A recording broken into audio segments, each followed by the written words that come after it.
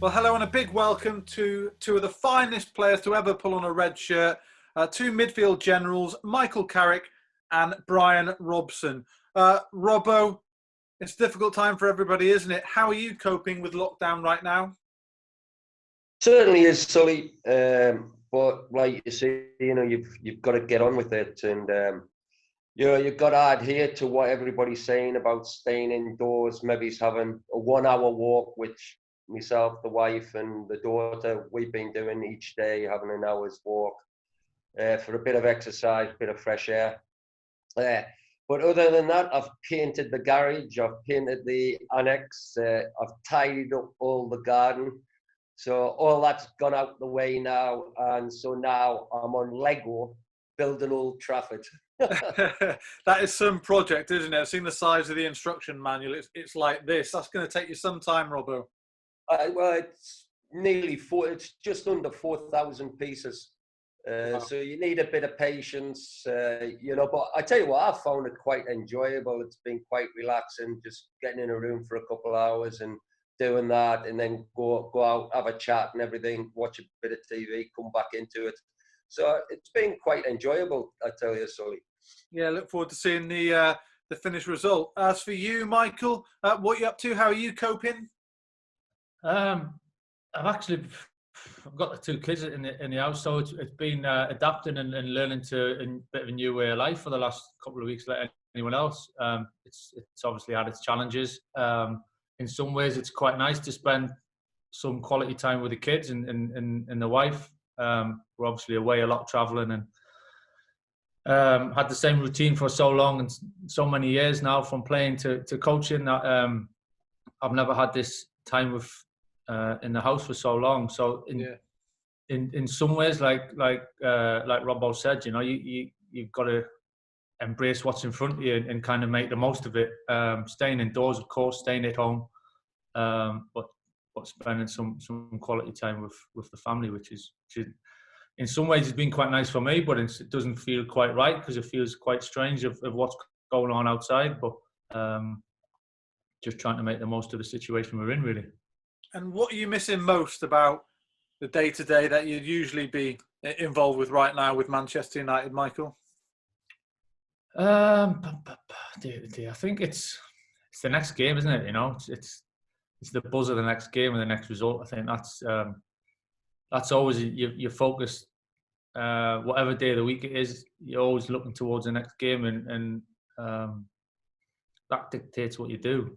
Whether it's the Monday and the game the Saturday, and it all revolves around trying to win the next game and the challenges that brings. So that buzz, that focus, really, that real being so intense, and then that kind of adrenaline and a bit of nervous energy at times, I think, when you're waiting for the next game. But that's got plenty of time to build. We'll see when the next one comes.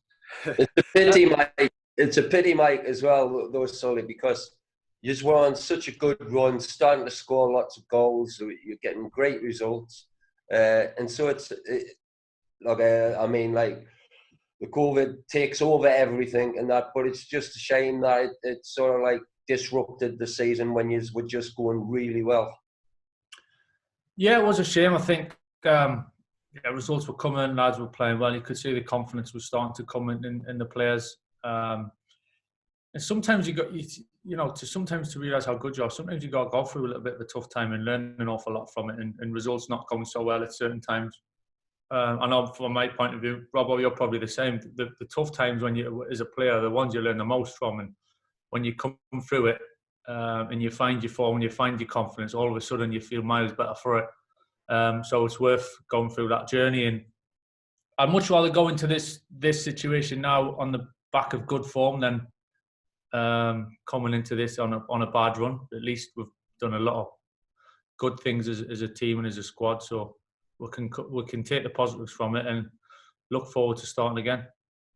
We're all looking forward to seeing you back on the pitch, you guys, Michael, that's for sure. Robbo, you said to us a few times, actually, one of the things you missed most when you retired was the dressing room and just seeing the lads every day. Is that the same for you, Michael? Is that what you're missing a lot of, just seeing all the boys there? Yeah, without doubt. It's the same for me. It's the same for my kids. You know, you miss seeing your friends, you miss seeing your mates. And for me, a lot of my friends are at the club that we see at the training ground literally every day. I think we pretty much probably had 2 or 3 days off since November. So we spend more time at the training ground than anywhere else. So, of course, you miss the faces, not just the players, but the staff, the backroom staff, you know, all the staff at ATC. It's such a close-knit family, quite a big family at times, but close-knit family. So you do miss the faces. Yeah, certainly do. Just quickly before we talk about you boys and your midfield magic, Michael, are there any recommendations you got for Netflix or anything else you're watching we might be interested in? I haven't had time to watch much, to be honest with you. I've ended up jet washing the drives. Like Robbo, you get jobs, didn't you, when you're around the house for too long? I've ended up jet washing the drive, jet washing the patio. Tough job that, I must admit. It took longer than I thought. So, and I've actually had to do I'm on my pro license, the last leg of my coaching badges. So I've got a research study to do for that for June. So I've made the most of my time, really, which I was struggling to find to get it done. So I managed to squeeze a bit of that in. So I've had plenty to do. You know. The girls are brilliant, Mike. The girls are brilliant at building up a list. Here's some jobs for you to do. Yeah. Your time's not your own time anymore, Robbo, is it? Do you know what I mean? You're just waiting to see that list in the morning and see what's on the agenda. Robbo, when you're not building Old Trafford out of Lego, what are you up to? Not much, mate. I mean, obviously, when it gets to just after dinner, we sit and watch TV.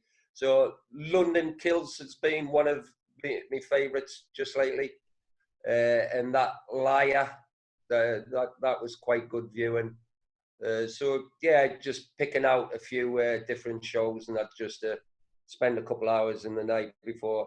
I tell you, I've never been to bed so early. Brilliant stuff. Okay, right. Let's have a chat, shall we, about nights on the belt. the art of playing in midfield and what it's like to be in there, because everyone talks about it as one of the most important areas of the pitch. Michael, when you were growing up, what are your memories of watching Robbo playing in midfield? I was too young to see Robbo. Thought I'd get that one in, Brian. Listen. I remember growing up, and it probably wasn't till I was a little bit older till I fully appreciated how good he was, and watching back and speaking to people as well, and an understanding of how good he was. Being a bit younger, I probably didn't. I was a Newcastle fan as well, so all my attention was watching the Geordies. So I didn't get to see United too much, but of course I knew exactly what a player he was, and everyone said over the years there's not much left to say about how good he was and how good he is, and how good he's and how much he's kind of adored in football circles. And I remember speaking to Giggsy and Scholesy and Gaznev. Robbo was their top pick of not just everything on the pitch, but off the pitch as well, and how he looked after them coming into the team and just educated them, and was just the complete midfielder. And Robbo, how would you sum up what Michael contributed to Manchester United in his 461 games? Ironically, the same amount of games you played. I only found that out when I was doing the research out of this. You both played 461 games, which is strange. That is strange. You know, when you send through just a couple of things which you would be asking today, and you put that for like the appearances, that is unbelievable that me and Mike played exactly the same games. But no, Mike. Them questions then, Robbo, yeah. It was unbelievable though when Sully sent it through, like, and said the two of us had played 461 games for United. But no, Michael was top player. I mean, a little bit different to somewhere like myself and Keeney. Even though in our later stages of our career, I think we were very similar, because we like to sit in front of the back four, read things, and pass the ball and just protect your back four. And I think Mike's probably the best midfield player that United have had, as far as that's concerned, where you read the game, you're a great passer of the ball. But because of his height as well, decent in the air, so defensively, that comes in handy to help your centre-halves out on set plays and everything. But no, a complete player, but I always used to think sometimes Mike could have just took it on board himself to maybe attack a little bit more and get a few more goals, where he always wanted to protect everybody else and, let them get on with the game. Where I just, as a central midfield player, I like it when people can do probably both things. That can attack and defend. And Mike could definitely attack when he wanted to. You had to sacrifice that a bit at times, I guess, Mike, because everybody in front of you was playing such fantastic teams as well. You had so many goal scorers on that pitch. You had to be selfless. Well, it was like when Giggsy and Scholes started playing in there with Mike. Obviously then Mike's got to take it on board. I know what them two are going to do. They're going to try and get on the ball all the time, forward of the pitch, and then run into the box and try and score goals. So Mike had to be really disciplined at times just to balance off each other in that central role. You didn't mind doing that though, Michael, no? Being selfless and very much a team player. No, I didn't mind it at all. I think Robbo's got a point though. Probably there is a bit of me if I look back and I think could have done that a little bit more, could have done that a little bit more, maybe he's attacked a little bit more, but it's one of them. It's easy to say now, but I think there is a bit of, I was fortunate enough to play in a team where I could rely on the ones in front of me an awful lot to do the business. I was just really conscious of trying to supply them as best as I could. And I was happy to take the back seat and do a job for the team. That it never bothered me that bit. I wasn't bothered about the headlines or grabbing the glory so much. I was there for the team, and that's just how it is. I think when I was younger, I was a bit more.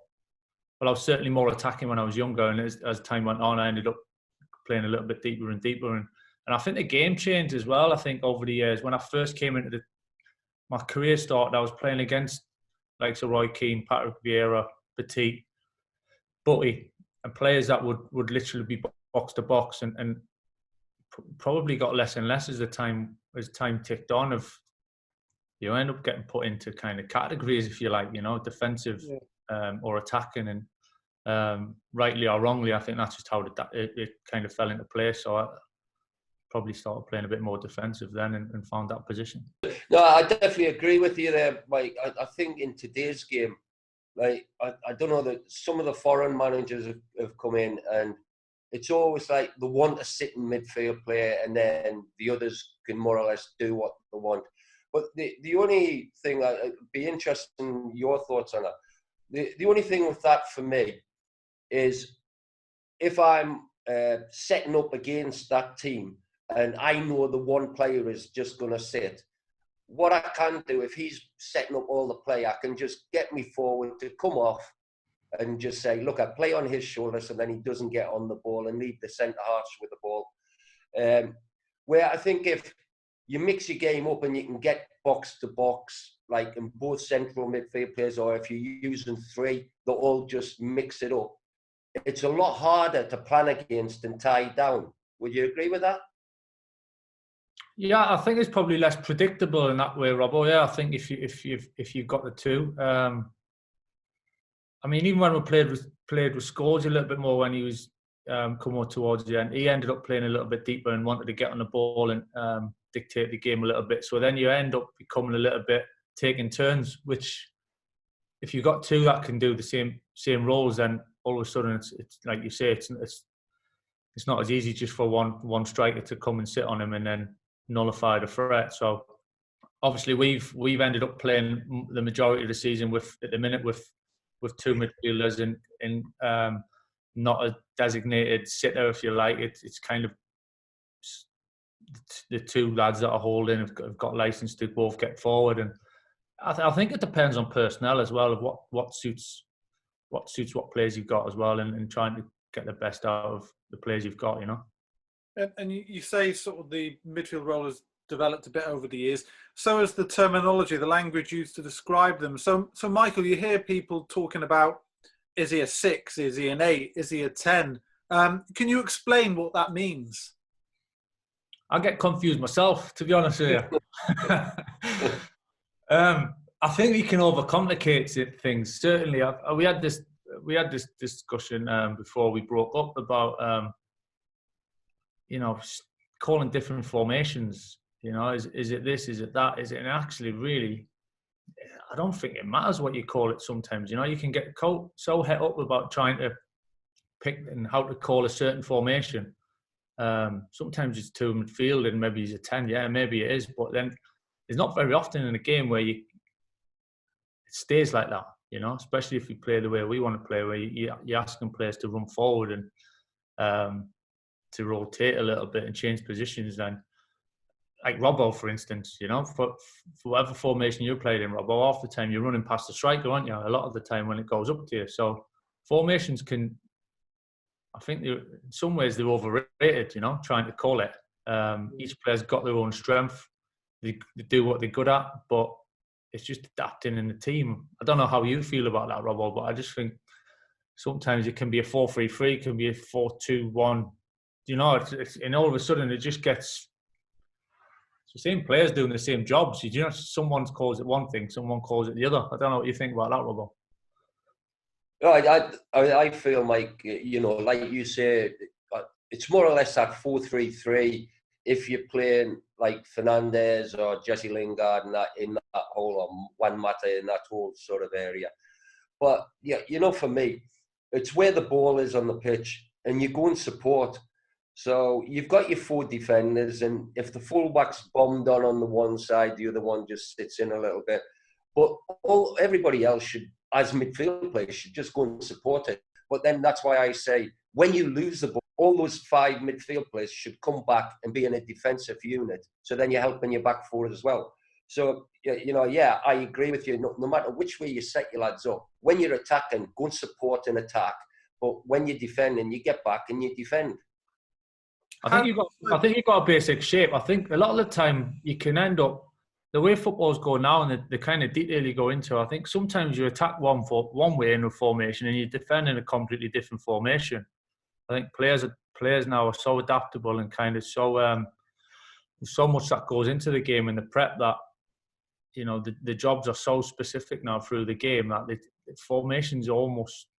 We build up in a back 3 quite a lot this season, and obviously Luke ended up playing left of a back 3 at times, and then that has a knock-on effect of Brandon playing left back, but actually sometimes Brandon was playing left wing and Luke was playing as a left back, you know, and all of a sudden it comes really fluid, which is obviously what you're trying to get. You don't want to be rigid, and that then affects the lads in midfield as well, and how they rotate and what space is left. So quite quickly them playing a 6, for instance, or playing 2-8 or playing that number 10, all of a sudden you can end up finding yourself playing 2 or 3 positions within one move.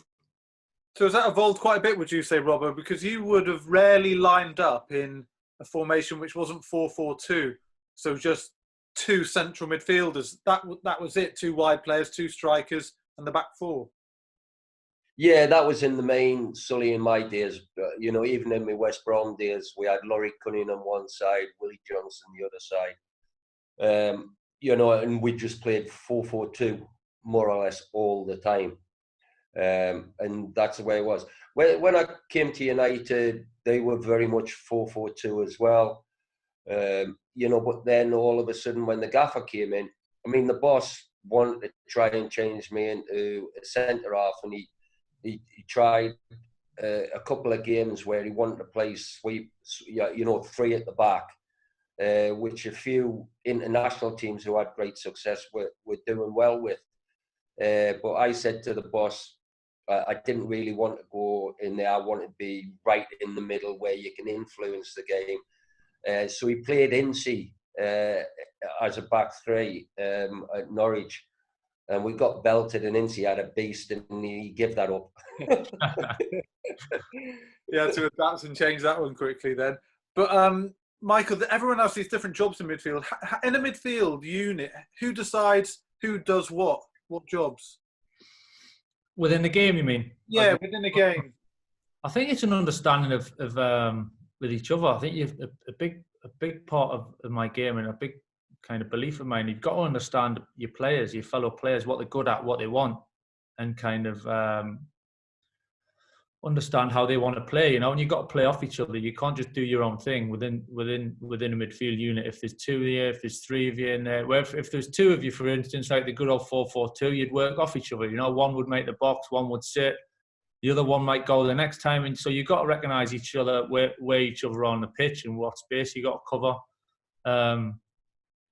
But then, obviously, if I was playing with Robbo as a two, I'd understand that most of the time he's the one that's going to get forward. So there's an understanding of who you're playing with. I don't think it's almost a decision between you do this, you do that as the game's going on. I think that's the vision and the understanding between you to.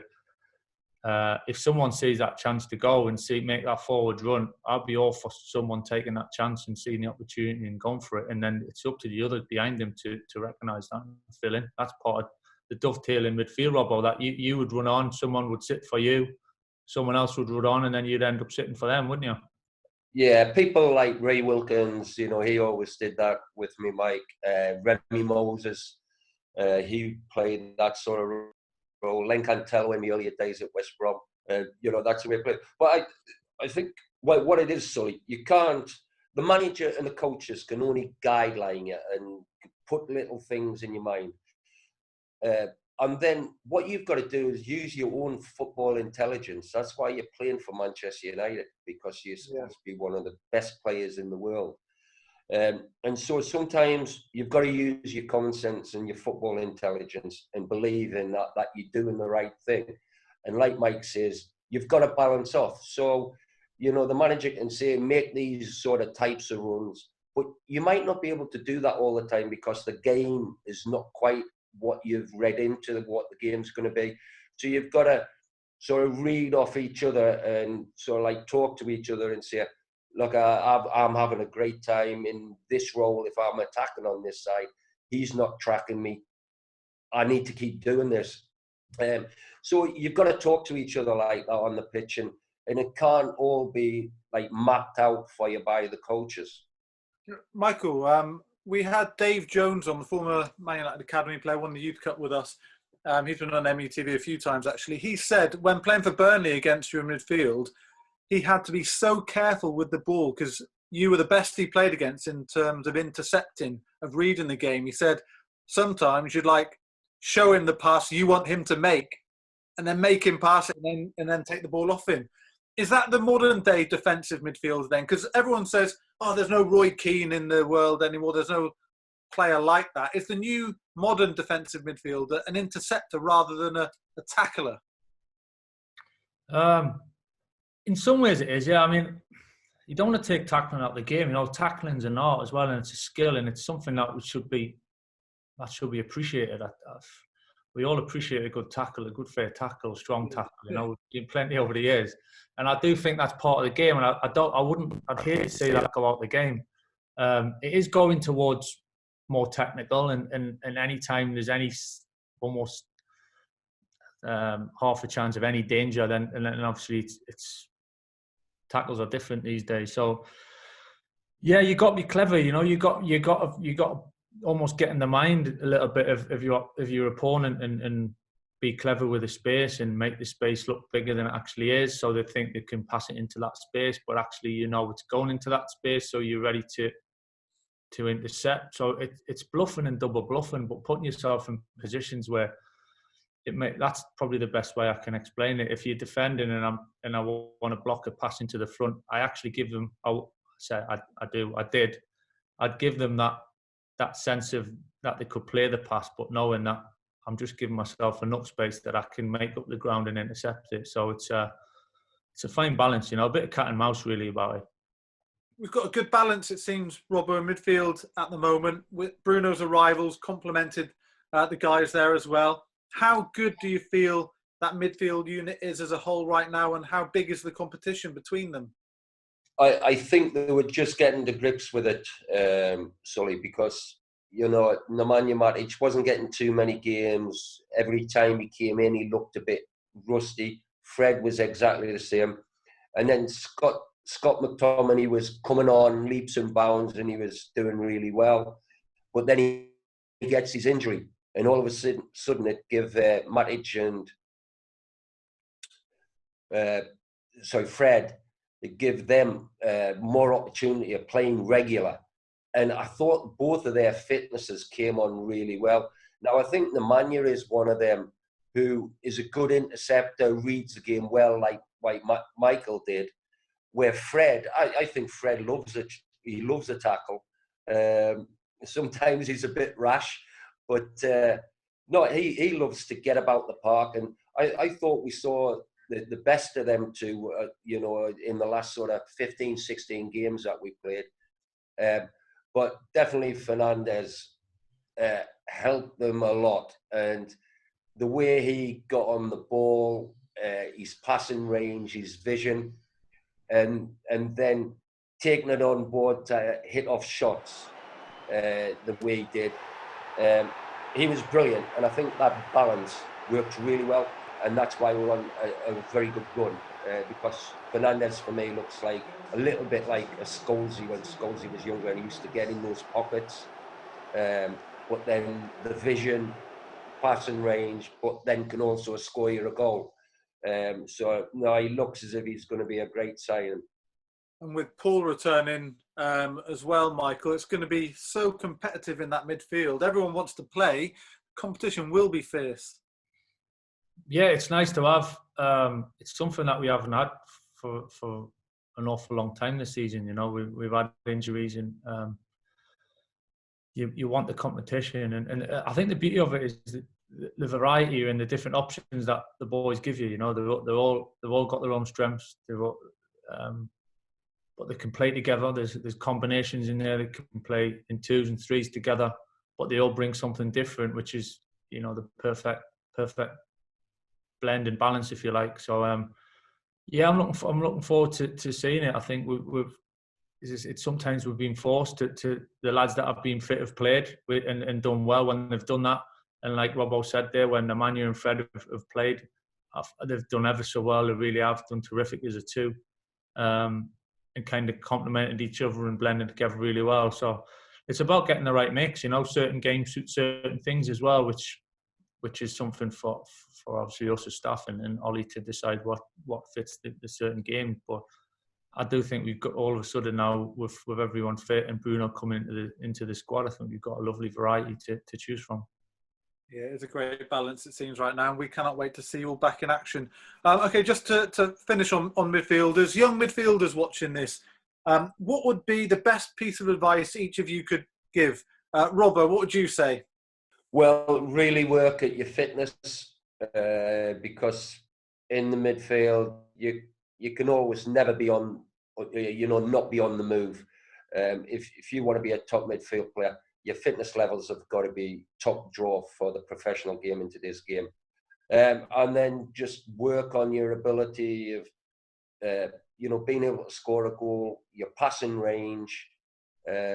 So there's always things you can work on, Sully, because as a midfield player, defending is really important. The attacking part's really important. So there's never anything which you're going to be top draw at. So there's always something you can work on. What would you say to young aspiring midfielders, Michael? Yeah, I think the beauty of playing midfield and why I love playing, I'm sure Robbo does, because you need to do a bit of everything. You've got to have, you're involved in the game all the time. You're always connected to the game, so you need to do a bit of everything. But speaking to lads that have played maybe centre back and then step into midfield, the thing that catches them out is it's 360. Everything's going on all around you. So bodies are coming from everywhere. So you've got to have a real understanding and a picture in your head of where the space is and how much time you've got. I think that's something that I always had in my head, to understand who's coming at you from what angle, and before you receive the ball, having a look so you understand where all the space is and where you want to pass it, and planning ahead of your next move. something I got taught when I was younger. Glenn Roeder actually taught me it. He said it's like having a fighter pilot's neck. So you're flying around, but you're constantly on swivel the whole time to see what's coming around you, and that's something that always stuck in my head. So constantly looking and having the vision to see where the space is before you receive the ball gives you the time on the ball. Top tip for young players, that. Love that. Listen, you've both been great. Two of our best ever midfielders, both from the northeast. We found out both on 461 appearances for United. The only difference is 99 goals, Robbo, 24, Michael. But you were more selfless, we'll say, in the middle of the park there. I can't compete. I was with selfish. Robbo. I can't compete with Robbo. Come on. It's been an absolute pleasure. Best wishes to both of you. Keep well. Keep your family safe and well too. And we'll catch you again very soon. Thanks, guys. All the best, Mike. Yes, thanks.